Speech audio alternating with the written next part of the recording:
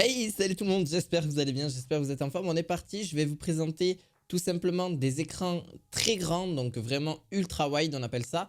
Donc je vais faire le détail de ces écrans là, donc un petit peu de ce que j'en pense et aussi un petit peu ce que vous en pensez aussi par la suite. Donc n'hésitez pas à me le dire en commentaire directement ce que vous pouvez en penser. Si vous voulez les retrouver en tout cas ces écrans, c'est les meilleurs que vous allez pouvoir retrouver sur le marché. Directement un lien dans la description. C'est vrai que c'est un certain budget, on va en discuter de tout ça, on va prendre les points positifs et les points négatifs de ces grands écrans en, 21, en 32 deuxième et 21 neuvième.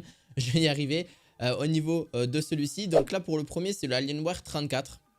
Donc c'est un écran qui justement offre de la QD OLED, donc en gros de très bons contrastes au niveau de l'infini de l'OLED, une calibration excellente par défaut, les meilleurs HDR sur PC, latence très faible, un montage simple, la garantie de 3 ans, anti-burn-in, etc.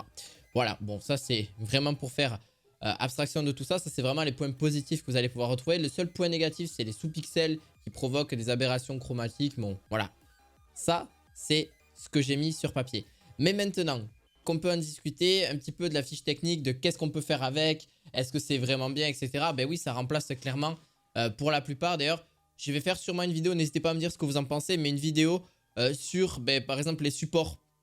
Support double écran, support simple écran et aussi les supports pour ces écrans là parce que je pense que ça peut être utile pour vous d'avoir un petit peu tout ça. Donc on va détailler le design, la qualité d'image, l'interface, la consommation, le prix, les disponibilités, une petite conclusion à la fin. Donc c'est pour ça que cette vidéo risque d'être longue, donc elle est chapitrée, n'hésitez pas là-dessus à voir celui qui vous intéresse le plus. Donc pour faire simple, donc c'est un écran qui est compatible G-Sync, donc pour les cartes Nvidia principalement vous allez pouvoir être compatible là-dessus. On est quand même sur un écran vraiment très grand, surtout en horizontal, 3440 par du 1440. On a une taille d'écran de 32 pouces, ce qui reste très très bien. Et puis en plus de ça, pour jouer à des jeux vraiment en 2 simulations, c'est totalement possible.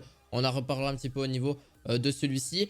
En prix de lancement, il est assez exorbitant, hein, donc on est sur 1259 €, mais ce qui est un petit peu normal parce que c'est des écrans qui sont vraiment hautement qualifiables aussi par rapport à sa qualité, par rapport aussi aux courbures, parce qu'il est aussi incurvé, vous allez voir un petit peu tout ça, et puis il y a une meilleure immersion, c'est du Alienware aussi, donc forcément c'est la marque aussi qui rajoute un peu aussi son prestige entre guillemets là-dessus. Donc on a une large écran de 34 pouces, avec un format de 21 neuvième, donc de 1800 R au total au niveau de la courbure, reste suffisamment plat pour offrir vraiment une lecture agréable en dehors des jeux vidéo sans briser l'immersion dans ces derniers retranchements au niveau de celui-ci. D'ailleurs, les finitions elles sont plutôt bonnes donc pour le design qu'il propose. D'ailleurs, même à l'arrière de l'écran, vous allez pouvoir retrouver tout ce qui est câble HDMI, le câble d'alimentation, le câble aussi pour mettre l'audio, voilà, les câbles DisplayPort et tout ça, c'est vraiment un classique.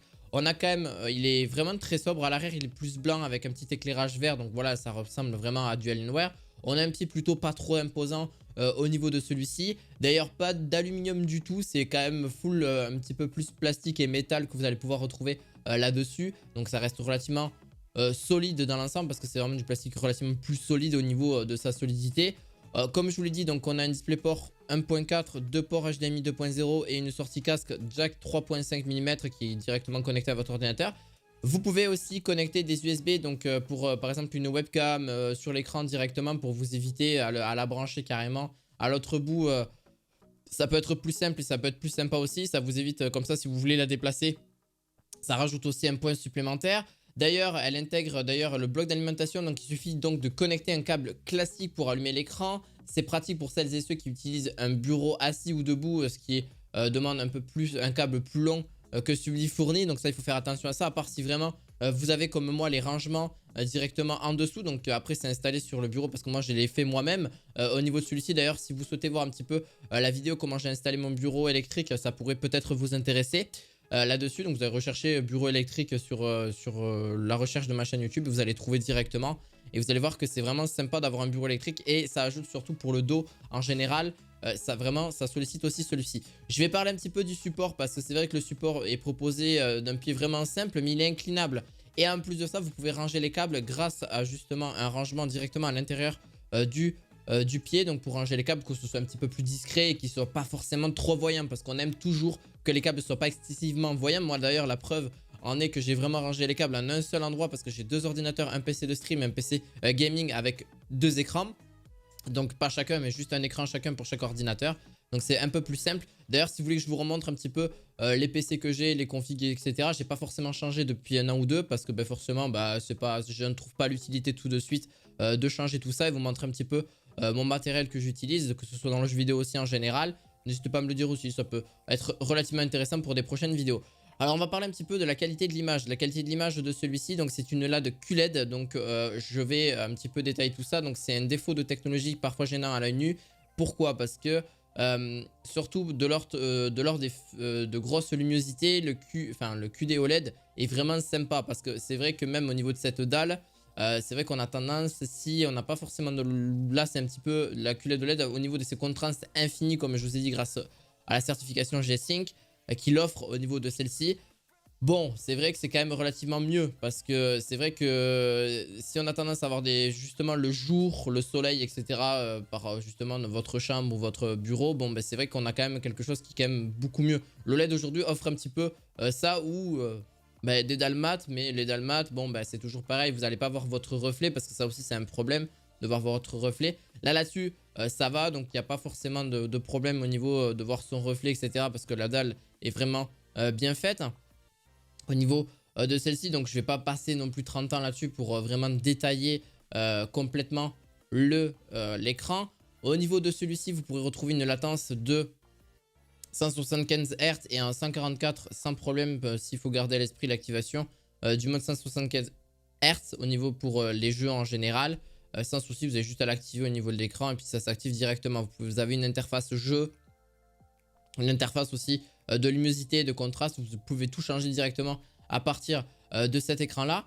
Donc voilà, au niveau de la consommation, bon, on est consommation quand même assez basse, hein, consomme vraiment à 14 watts même en étant allumé, en ayant joué au jeu, etc. Donc c'est vraiment très faible.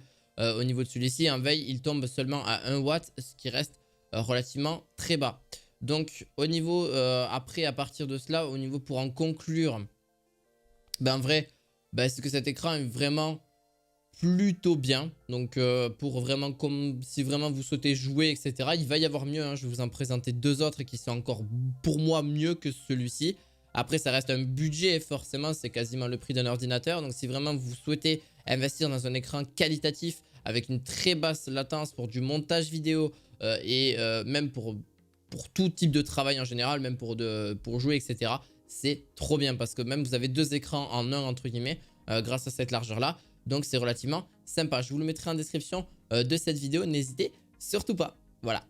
Pour le deuxième, donc le deuxième c'est un Samsung Odyssey Neo G9 que je n'ai jamais présenté encore sur la chaîne.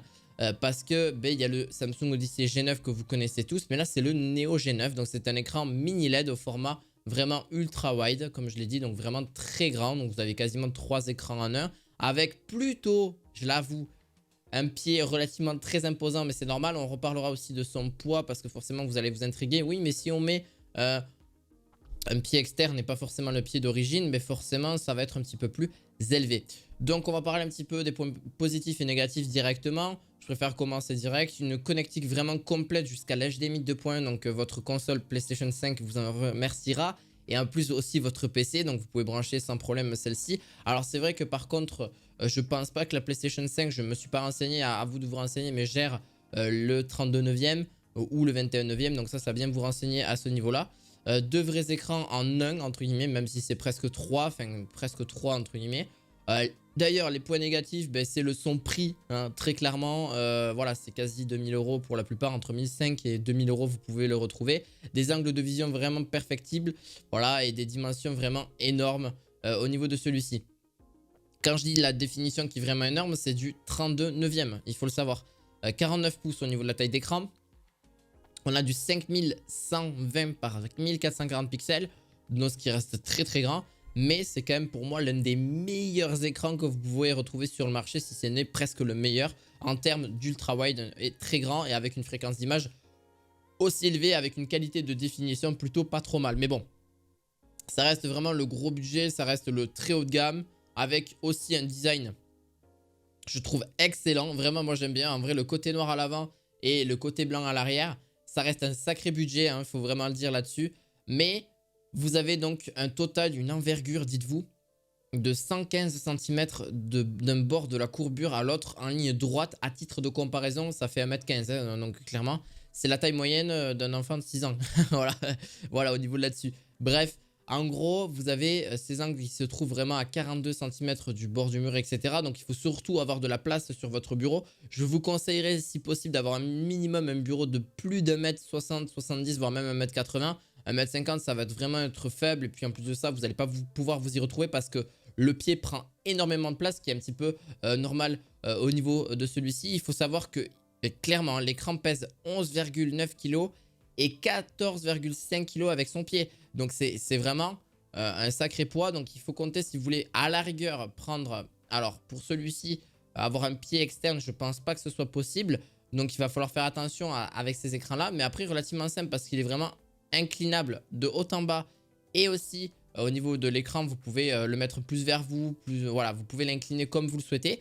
Et aussi donc avec le pied, le mettre plus ou moins bas au niveau de l'écran. Donc vraiment, c'est très immersif, surtout fait pour la simulation en général. Il sera vraiment génial. Et un peu plus d'immersion en jeu vidéo aussi là-dessus. C'est vraiment la Rolls-Royce des écrans, hein, clairement. En plus de ça, incurvé, vous allez voir que vous avez une immersion quasi totale au niveau du jeu. Donc une interface relativement simple qui va vous afficher le nombre de Hertz, le nombre aussi de la puissance. Il va tout vous afficher un peu plus détaillé, ce qui est un petit peu normal, hein, clairement. Là, c'est pareil, c'est ce que je vous ai dit en termes de Rolls-Royce là-dessus. Vous avez la fréquence de rafraîchissement que vous-même vous pouvez choisir. J'ai pas forcément parlé plus des connectiques, mais on en parlera un petit peu après au niveau des connectiques de l'écran qui vraiment sont relativement... Enfin, c'est pas relativement, c'est qu'elles sont extrêmement bonnes aussi parce qu'on a l'HDMI 2.1, on a du DisplayPort, on a aussi forcément de quoi brancher un casque, de quoi brancher aussi des USB. Voilà, ça reste le côté classique d'un écran classique, hein. Jusqu'à maintenant, ça change pas. Vous avez aussi un range-câble au niveau du pied.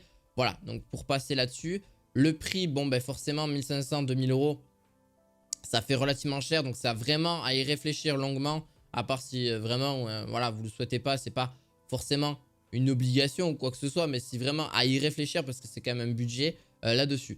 Voilà, c'est vraiment ses seuls points négatifs par rapport à son prédécesseur. Et par rapport à son écran, pour vraiment parler un peu plus de la qualité d'écran, vraiment, ça n'a rien à voir avec ce que vous pouvez retrouver sur le marché en général. En gros, vous avez le mode G-Sync qui est disponible là-dessus. Et en désactivant, ça permet de descendre en dessous de la frame de retard. C'est tout bonnement excellent au niveau de celui-ci. Bon, à part ça, le HDR est très bien géré. On a aussi, voilà, je vais pas tout détailler en général, mais parce que sinon la vidéo va être plutôt longue. Donc voilà, on a quand même fait une review assez correcte de ce produit-là. Donc je vous le mettrai aussi en description de vidéo. Et donc voilà, c'est pour un excellent écran et un prix par contre très élevé, en risquant d'être rapidement dépassé par la concurrence au bout d'un moment. Donc au niveau de là-dessus. Pour un dernier, alors celui-ci n'est pas incurvé, mais c'est un très grand écran. En gros, c'est limite presque une télé, mais coupée en deux. Voilà, c'est un peu exagéré, mais c'est un peu ça. L'écran OLED PC qui se plie à vos envies. Donc, on va voir un petit peu pourquoi. Donc, c'est un écran HDR. Donc, pareil, à des prix très élevés. On a beaucoup plus élevé que le Geo Neo 9. Au niveau de celui-ci, donc vous avez un écran OLED HDR, une bonne calibration au niveau de ses points positifs, de couleurs, une installation très facile, une connectique aussi, une recharge du PC portable par USB-C totalement possible. Donc comme ça, vous n'avez pas à le brancher à une prise, etc. Directement, vous le branchez à l'écran et ça se recharge directement sur votre PC portable, directement connecté. Un plan ou incurvé à l'envie, 240 Hz de latence minimale. Vous avez pas mal de points positifs clairement et l'OLED est très bien géré au niveau de celui-ci. Non, pas de support VESA, donc ça c'est un petit peu dommage. Pas de réglage non plus en hauteur, densité de pixels, luminosité plein écran. Voilà, donc il y a quand même des petits points négatifs, c'est vraiment pour chipoter, mais forcément on est obligé de chipoter pour des écrans d'une haute valeur et du très haut de gamme aussi. Vous avez des technologies que moi je vous ai dit, le G-Sync et le FreeSync qui sont disponibles. Une définition de 3440 par 1440, donc ça reste correct aussi. Une fréquence d'image de 240 Hz. Vous pouvez l'incurver. Voilà, c'est aussi, je vous l'ai un petit peu caché au début, mais vous pouvez clairement, donc c'est un des écrans qu'on pourra retrouver qui est vraiment disponible pour l'incurver directement. Vous avez une certaine inclinaison maximale, donc il y a un clic en fait qui vous allez entendre directement. Alors malheureusement, il reste très lourd, très imposant Et je trouve que ça peut se fragiliser au bout d'un moment. On a peur en fait que ça se fragilise au niveau de celui-ci. Moi, c'est clairement ce que j'ai eu peur quand j'ai vu un petit peu quand il est sorti au CES, etc. Pour la première fois. Voilà, j'ai eu un petit peu ce ressenti-là. Bon, après, au niveau de l'interface, elle est vraiment bonne. Vous avez deux gros écrans quand même, entre guillemets, ou trois, non, c'est un peu exagéré, mais surtout deux gros écrans au niveau de celui-ci. Donc, ça, c'est vraiment sympa pour jouer, etc. Ou même le mettre en format plat. Vraiment, vous faites ce que vous voulez. Mais il est relativement grand, par contre. Il est vraiment imposant. Et je trouve que son pied est vraiment plus imposant que le Neo G9, donc de chez Samsung. Voilà. La question dont vous allez vous poser, mais à quoi ça sert de vraiment courber ou non? La réponse est assez simple. En vrai, ça peut pas convaincre tout le monde, donc que ce soit un écran courbé ou un écran plat. Donc l'avantage qu'il est, c'est qu'il est adapté pour les deux. Donc là-dessus, c'est à vous de voir si vous souhaitez plus ou moins plat ou plus ou moins incurvé. Vous allez voir que la sensation, elle est quand même différente. Moi, j'ai deux écrans incurvés et je le vois qu'il y a quand même une différence. Je l'ai vu tout au début parce que moi, j'étais que sur des écrans vraiment plats et pas forcément très haut de gamme non plus. Pour vous dire, moi, je suis sur des écrans entre 400 et 500 euros. Bon, ben forcément, ils vont diminuer de prix au fur et à mesure. Mais au niveau de celui-ci, quand vous voyez quand même, il y a une différence au niveau de quand c'est vraiment incurvé. Bon, le côté dommage aussi ou plus, ben, c'est cette technologie qui est nouvelle, donc forcément pas trop abordable tout de suite. C'est pas encore mis sur le marché non plus. Voilà, ça dépend aussi, mais vous avez quand même beaucoup de connectiques. C'est quand même une quasi mini télé qui peut se faire bien refroidir aussi parce que c'est un écran qui a tendance à pas mal chauffer. Vous avez des ventilateurs à l'arrière et pas que. Vous avez donc cette connectique donc de 2 HDMI en 2.1 et un DisplayPort 1.4. Donc on reste sur relativement très bien. Il est capable de charger votre PC portable aussi. Donc ça aussi, c'est assez impressionnant là-dessus. D'ailleurs, c'est à la fois une qualité et un défaut de ce moniteur. C'est qu'il, voilà, c'est un Corsair Xenon qui intègre ce pied-là. Donc c'est la marque Corsair Xenon qui ont fait intégrer un pied avec toutes les connectiques et ne propose donc pas de compatibilité VESA, ce qui pourrait remplacer le pied. Voilà, c'est un petit peu dommage. Donc il est directement mis dessus, vous ne pourrez pas l'enlever, c'est trop grand, etc. Donc vraiment être trop imposant pour moi, je trouve, le pied. Mais après, avec toutes les technologies qu'il y a dessus, bon, bah ça peut se valoir aussi. Voilà. J'ai pas de points négatifs ou de points positifs. Par contre, si ce n'est au niveau de la consommation, on est entre 60 et 70 watts, donc très élevé quand même pour sa consommation, mais ça reste non plus, c'est pas non plus exorbitant. Ce qui fait à peu près, voilà, en veille, la consommation est à 0,3 watts, ce qui est à peu près raisonnable. Voilà. J'ai pas forcément parlé du prix, mais on a entre 2400 € et 2800 € au niveau de son prix. Voilà, donc au final, pour en penser, tout n'est pas parfait pour un prix assez élevé. Donc voilà, au niveau de chez Corsair, plus de 2000 €. Voilà, est-ce qu'on trouve des moniteurs QD OLED autour des 1000 € sur le marché avec une facture aussi élevée? Bon, voilà. C'est question que je suis vraiment intransigeant là-dessus. Donc l'absence de compatibilité VESA aussi, qui oblige aussi l'utilisateur à garder le pied fourni pour Corsair, qui n'est pas parfait et qui prend relativement de la place. Voilà, bon, c'est clairement des chipotages donc là-dessus. Mais j'espère en tout cas que cette vidéo vous aura plu. N'hésitez pas à mettre un gros pouce bleu, à vous abonner à cette chaîne. Et vous retrouverez bien sûr les liens de ces écrans en description de vidéo si vous voulez justement un petit peu voir si ça vous intéresse. Et je vous dis à la fois prochaine pour d'autres vidéos high-tech. À la fois prochaine. Ciao, ciao!